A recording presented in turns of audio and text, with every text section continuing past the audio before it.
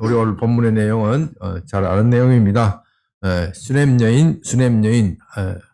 여인이 아들을 낳지 못하여 상당히 어려움에 처했는데 엘리사 선지를 잘 모셨다가 복받은 내용입니다. 아들을 받은 내용입니다. 우리 본문 속에서 우리도 이런 복을 받았으면 좋겠습니다. 이런 복을 받기 위해서 본문 속에서 우리가 하나님께서 여러분 각자에게 주시는 그 음성을 들으시기 바랍니다. 하나님은 저와 여러분이 상상도 못할 복을 받기를 원하십니다. 상상할 수 있는 복, 우리는 이런 복이 우리에게 있었으면 좋겠다 생각하지만 사실은 그것이 우리에게 복이 되지 않을 수도 있고 또 저런 복은 내게는 오지 않을 거야. 저런 복은 내게 오지 않을 거야. 그 복이 탐이 나는데 흔히 하는 말로 내 팔자에 무슨 저런 복이 있을까? 내 팔자에 무슨 자식이 있을까? 그러나 하나님은 그의 때에 맞추어서 그 복을 주십니다. 그 복이 뭐라고요? 상상도 못할 복이다. 상상도 못할 복이다. 하나님은 예수 믿는 저와 여러분에게 상상도 못할 복을 주시기를 원하십니다. 이 여인이 어떻게 상상도 못할 복을 받았는지 본문을 살펴보겠습니다. 엘리사가 수넴에 이르더니 엘리사가 수넴은 이스라엘 북쪽에 있는 북쪽 중간쯤 지역에 있는 지역인데 이 말씀은 엘리사는 그 당시에 여러 신학교를 짓고 또 순회하면서 설교하고 순회하면서 복음 전하는 복음 전도자다 그렇게 생각하면 됩니다. 그런데 이 수넴이 아마도 길목 좋은데 있었던 모양입니다. 그래서 엘리사가 여러 지역을 다니면서 수넴을 여러 차례 돌아다니는데 그 어떤 귀한 여인이 그것을 알았단 말입니다. 이 수넴 여인을 귀하다고 해서 귀하다. 여러분 좀 귀한 성도가 되었으면 좋겠어요. 귀한 성도, 귀한 사람이 참 귀하다 하는 평가를 받아야 됩니다. 이 귀하다는 말에 이 말에는 이 여인은 재산에 좀 여유가 있어요. 여유가 있지만 재물이 많다고 해서 귀한 것이 아니에요. 재물이 많은 사람이 귀한 사람은 많지가 않아요. 재물이 많으면 되게 어떻게 해요? 사람이 천박해. 재물이 많으면 사람은 되게 귀하게 되는 것이 아니라 천박해요. 근데 재물에 의지해서 재물의 힘을 믿고 사람을 깔보고 무시해버려요. 그러면 사람이 어떻게 해요?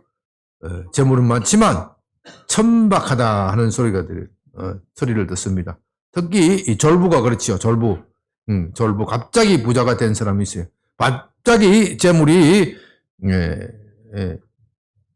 복을 받아서 졸부가 된 사람이 있어요. 졸부를 보면 사람이 재물은 많은지 모르지만 행동이 천박하게 행동을 해요. 자기 재물이 마치 모든 것을 다 재물로 다 지배할 수 있는 것처럼 사람을 우습게 여기는 사람이 많아요. 영적으로도 그래요. 영적으로도. 이 세상의 재물도 그렇지만 영적으로 보면 어떤 사람은 갑자기 어떠다가 하나님께서 때로는 생각도 못할 권능을 부어주실 때가 있어요. 사람이 생각도 못할 권능을 부어주면은 사람이 겸손하고 더욱더 주님을 잘 섬겨야 하는데 마치 그것이 자기 것처럼 행동하고 자기가 마치 하나님처럼 행동하는 사람이 있어요. 강화문에 뛰쳐나간 사람 있잖아요. 네? 누구라고 말은 하지 않겠어요. 천박한 사람들이 많아요. 강화문에 뛰쳐나간 사람들 중에. 자기가 아니면은 이 대한민국을 구할 수 없는 것처럼 그렇게 행동하는 사람이 있어요. 그게 천박해. 비록 그가 인기가 높고 또 재물이 많고 또 영력이 많은지는 모르지만 그건 귀하다는 평가를 못 받습니다. 반면에 사람이 적은 것을 가지도 귀한 사람이 있어요. 적은 것을 가지고 귀한 사람이 있어요. 오히려 재물이 없고 세상 사람들 눈에 보기에는 권능도 없고 능력도 없고 힘도 없고 실력도 없는 사람이 오히려 하나님 보시기에 성도들 보기에 귀한 사람이 있어요. 여러분 이 여인은 재물도 많고 귀한 사람이야. 이거 100점이야 100점. 200점이야. 사람이 이렇게 살아야 돼. 이런 복이 있어야 돼. 참 가난하지만 귀한 사람, 그것도 참 귀하지만 얼마나 답답해요. 참 하고 싶은 대로 봉사도 못하고 하면 얼마나 사람이 힘이 들어요. 사람이 실력이 있어야 돼. 실력이 있어야 돼. 예수 믿는 사람들은 귀하기도 하지만 실력도 있어야 돼. 누군가를 도와줄 수 있는 능력이 있어야 돼. 파워가 있어야 돼. 예, 여러분들은 이 수넴 여인처럼 이렇게 귀한 복을 받으시기 바랍니다. 이 귀한 여인이 엘리사를 보고 그것을 지나갈 때마다 정성껏 다해서 음식을 준비를 했단 말입니다. 엘리사가 그것을 보고 마음에 부담이 돼서 그만하시라 해도 어떻게 해요? 간건하여 간절히 권한다. 내가 이 여인에게 밥 안 얻어 먹으면은 그게 신뢰가 되겠다. 응? 여러분은 남을 대접할 때 이렇게 대접해야 돼. 근성으로 대접하면은 복도 어떻게 해요? 근성으로 받는 거예요. 근성으로. 예? 예? 예?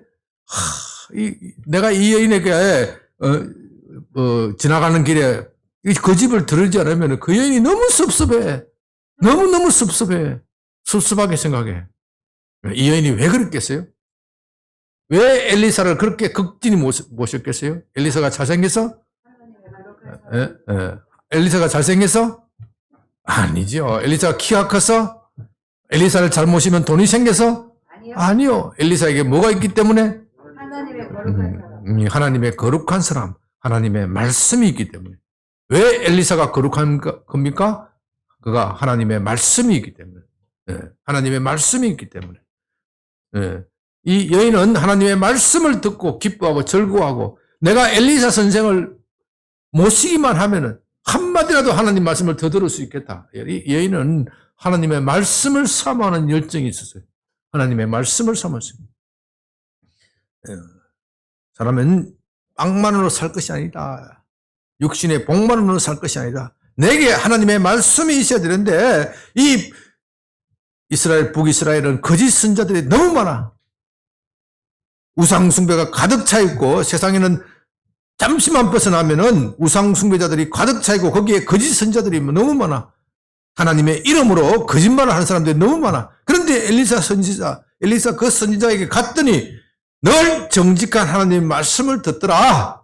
그래서 이 여인이 내가 어떻게 하면 하나님의 말씀을 가까이 할 수 있을까? 여러분, 말씀을 가까이 해야 돼요. 상상도 못할 복을 받으려면 어떻게 해야 돼요? 첫째는 말씀을 가까이 해야 돼요. 말씀. 이 말씀을 가까이 해야 돼요. 시편, 여러분 시편 한번 찾아봅시다. 시편 107편 19, 20절. 19, 20절. 자, 같이 따라합니다. 다 같이 시작합니다. 이에 그들이 부르고 이에 그들의 고통 때문에 여호와께 부르짖으며 그가 그들의 고통에서 그를 구원하시되 그가 그의 말씀을 보내어 그들을 고치시고 위험한 지경에서 건지시는도다. 어떻게 그들을 건지신다고요? 무엇을 보내서? 말씀을 보내어서. 이 말씀이 있어야 돼. 왜 말씀이 중요합니까? 기적과 능력이 나타나려면은 무엇이 있어야 된다고 해요? 기적과 능력이 나타나려면은 믿음이 있어야 돼. 믿음. 믿음이 있어야 되는데 그 믿음이 생산되기 위해서는 무엇이 있어야 된다고요? 말씀이 있어야 돼요. 말씀. 우리의 환난과 고통을 벗어나는 하는 것은 그 원천은 믿음이에요. 항상 모든 기적의 원천은 믿음이에요. 권능의 모든 원천은 믿음이에요. 그 믿음이 어디서 생긴다고요? 말씀에서 생기는 거예요. 그래서 우리의 모든 환난과 고통 중에서 주께서 고치실 때 무엇을 먼저 보내신다? 말씀을 보내신 거예요. 말씀을 보내시면 우리 마음이 말씀을 듣고 마음이 편해지는 거예요. 믿음이 생산되는 거예요. 나의 고난은 그냥 있는 고난이 아니고 하나님께서 의미가 있는 고난이다. 뜻이 있다. 내가 당장은 몰라. 그러나 반드시 그분께서 이 구름을 거두시고 이 고난을 거두시고 나를 행복의 나라로 인도하실 것이다. 나를 더 좋은 상태로 만들 것이다. 그런 믿음을 생산하는 것이 무엇이다? 말씀이다. 그 여인이 그래서 말씀을 사모한데 첫째 복을 받는 비결이 있어요. 말씀의 복을 받는 비결. 얼마나 말씀을 사모했는지, 밥 대접하는 가지고는 안 돼. 어떻게 했어요? 우리가 그분을 위하여 엘리사를 위하여 방을 만들고 방을 만들고 거기에 침상도 넣고 책상도 넣고 의자도 넣고 촛불도 넣고 선지자께서 편안하게 기도하고 말씀 준비하고 묵상할 수 있도록 그 좀 안식처를 좀 마련해 드리자. 우리가 그래도 그 정도 여유는 있지 않습니까? 남편에게 그렇게 이야기를 하는 거예요. 아예 그 선지자를 자기 집으로 모셔놓고 아예 말씀을 자기 집으로 모셔놓고 말씀을 듣겠다. 참 복받은 여인이 말씀이 있으면 복을 받는 겁니다. 그래서 남편도 그러면 좋다. 그렇게 하자. 그렇게 했습니다. 이렇게 말씀을 사모하니까 엘리사가 어때요? 아무리 공짜로 얻어먹는 것도 한두 끼지. 아무리 선지자라도 그렇지. 너무 미안한 거야. 여러분 모실 때 이 정도는 돼야 돼. 너무 미안한 거야. 내가 그 여인을 위하여 해줄 것이 무엇이는가. 11절. 하루는 엘리사가 거기 이르러 그 방에 들어가 누웠더니 너무 고마운 거야. 방에서 눕고 보니까 침대도 너무 고급 침대, 너무 화롭진 않지만 너무 정성을 다해서 준비를 하는 거예요. 너무 정성을 다해서 준비를 하니까 너무 미안한 거예요. 그래서 자기 사환 게하시를 부릅니다. 게하시를 불러서 그 여인을 좀 모시고 오시오. 참 엘리사가 또 보면은 좀 성경을 좀 심하게 읽을 필요가 있어요. 여인에게 직접 말하지 않습니다. 누구를 쉽게 말합니까? 사환. 이 여성과 대화를 할 때 이렇게 해야 돼요. 남자들은 함부로 이렇게 하면은 잘못하면 뭐가 들어? 시험에 드는 거예요. 선지자도 시험에 들 수 있기 때문에 이러는 거예요. 선지자도 이렇게 시험에 들 수 있기 때문에 이러는 거예요. 딴 게 아니야. 다 피가 끓는 청춘은 다 그런 거예요. 그렇기 때문에 사환에게 이르러 그에게 이르라 내가 이같이 우리를 위하여 세심한 배려를 하였으니 세심하게 내가 감동을 받았다 이 말이죠. 너무 정성을 다하여 준비를 하니까 내가 감동을 받았다. 당신을 위하여 내가 무엇을 해드릴까요? 왕에게나 사령관에게 구할 것이 있겠습니까? 내가 청탁을 해줄 수 있겠습니까? 그러니까 벌써 이때가 쯤 되면 엘리사는 요즘 말로 하면 우리나라 말로 하면 국사급 되는 목사예요. 왕사나 국사급 되는 그러니까 왕에게나 사령관에 군대 사령관에게나 척척 말하면은 그 사람들이 어떻게 해요? 들어줄 수 있는 그런 강한 파워, 영향력이 있는 사람이에요. 영향력이 파워가 있는 사람이에요. 그래서 당신이 무엇은 총이 있느냐? 내가 당신을 위해서 나는 평소에는 왕이나 군대 사령관에게 잘 부탁도 안 하는 사람들이다. 내가 그 사람들 하는 짓이 꼬라지를 보기 싫어서 내가 청탁을 하면 또 그들이 청탁을 내가 어떻게 돼요? 들어줘야 되잖아요. 내가 꼬라지도 보기 싫어서 내가 그 사람들에게는 한마디 일절 부탁도 안 하는 사람인데 그러나 내가 당신을 위해서는 내가 부탁을 하겠다. 얼마나 감동을 받았으면 그렇겠어요. 그죠? 얼마나 감동을 받았으면. 그러니까 여인이 이르되 나는 백성 중에 거하나이다. 말은 내가 왕에게 부탁할 일이 어디 있겠습니까? 내 자식이라도 있었으면 내 자식의 출세를 위해서 부탁을 하겠지만 나는 자식도 없고 아무것도 없고 그냥 이 두 늙은 부부가 그냥 하나님의 말씀이 좋아서 하나님 말씀을 모시고 당신을 모시고 평생 살다가 죽으면은 그게 나의 복입니다. 내가 무슨 이 나이에 욕심이 있겠습니까? 그런 대답이죠. 엘리사가 이르되 그러면 그를 위하여 무엇을 할까 하니 참 여인을 돌려보내고 게하시와 의논합니다. 도대체 내가 그 여인을 무엇을 위해 해줘야 되느냐? 이 게하시가 참 이때만 해도 영성이 맑았어. 여러분 게하시가 누군지 알죠? 게하시가 나중에 어떻게 돼요? 나만 장군 돈에 팔려서 뭐가 돼버려? 운동적 병자가 되었는데 이때만 해도 영성이 맑았어요. 야, 선지자님, 제가요 이 부부를 보니까 정말로 금술도 좋고 한데 이 부부에 딱 하나 문제가 있습니다. 뭐가 없어요? 자식이 없습니다. 자식이 없습니다. 아들이 없고 이 여인은 아들이 없고 그 남편은 늙은 나이다. 자식을 가질 희망이 없습니다. 이게 중보기도예요. 이 게하시의 중보기도예요. 그래도 선자님은 하실 수 있습니다. 무슨 말인지 알겠어요? 그래도 선자님은 하실 수 있습니다. 친구를 잘 만나야 돼. 신앙의 친구를 잘 만나야 돼. 여러분, 이 복을 받으려면 신앙의 친구들도 잘 만나야 돼. 자꾸 세상적인 친구하고 만나면 자꾸 세상으로 끌려가게 되어 있어요. 신앙의 친구를 만나면은 우리의 신앙이 자꾸 상승이 되고 마침내 상상도 못할 복을 받을 수 있는 기회가 있는 거예요. 그러나 우리가 자꾸 세상적으로 저 사람을 붙잡아야 내가 돈을 벌 수 있고 저 사람을 붙잡아야 떡국물 하나라도 더 묶을 수 있다. 그렇게 생각하면 그렇게 세상 사람들을 붙잡으면은 그 사람이 떡국물을 주는 것도 아니고 입만만 다시다가 말고 쫓겨나고 비참하게 되는 거예요. 영적으로 비참하게 되는 거예요. 그러나 이렇게 하나님의 사람과 사귀면 믿음에 있는 사람과 사귀면은 그 게하시가 그 부부의 소원을 안 겁니다. 그렇다면 여러분 이 부부는 자식을 위해서 기도했겠어요? 안 했겠어요? 했겠어요? 안 했겠어요? 부도 당연히 기도했죠. 수요 예배 나와서도 기도 제목으로 내놓고 만나 기도를 했어요. 그런데 이 기도가 들어졌어요? 안 들어졌어요? 안 들어졌어요. 안 들어지니까 나중에 쪽팔리니까 수요 예배 드릴 때 기도 제목도 못 내놓는 처지가 돼버렸어. 기도 제목도 사람들에게 말도 못하고 혼자 둘이서만 끙끙 기도하는 거예요.